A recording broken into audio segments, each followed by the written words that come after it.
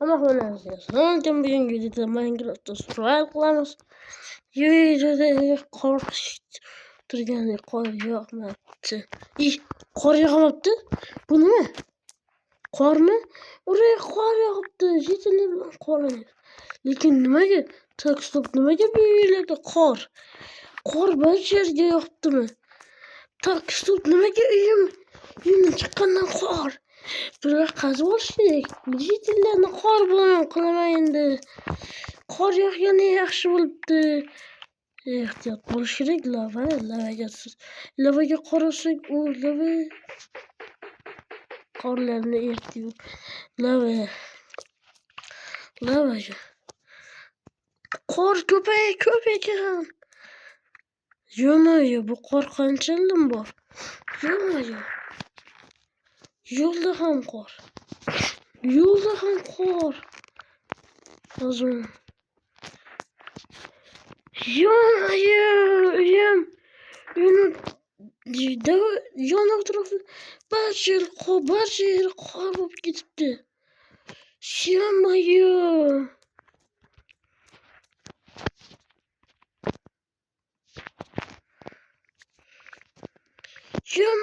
Qorlarni qarang do'stlar.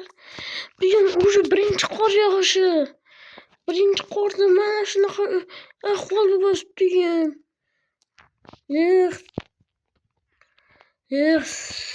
Boltam sinib qoldi. Desa qordan boshqa hech nima yo'q. Ikkita temir bor ekan.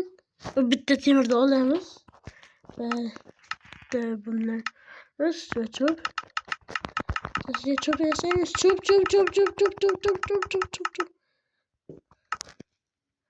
Yo'q. Bunga qaytasiz. Va cho'p ikkita qoldi. Cho'p. Jedil bolalari. Bu yoqqa yaramas.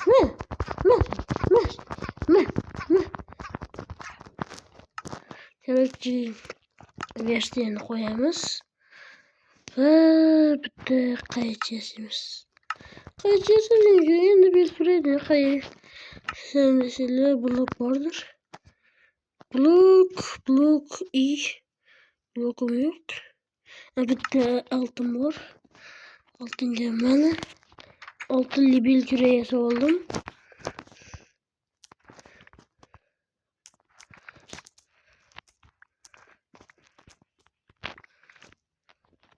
Suvga tushmadimi? Yo'q. Yo'q, shu juda ham chuqur ekan. Yo'q, help me.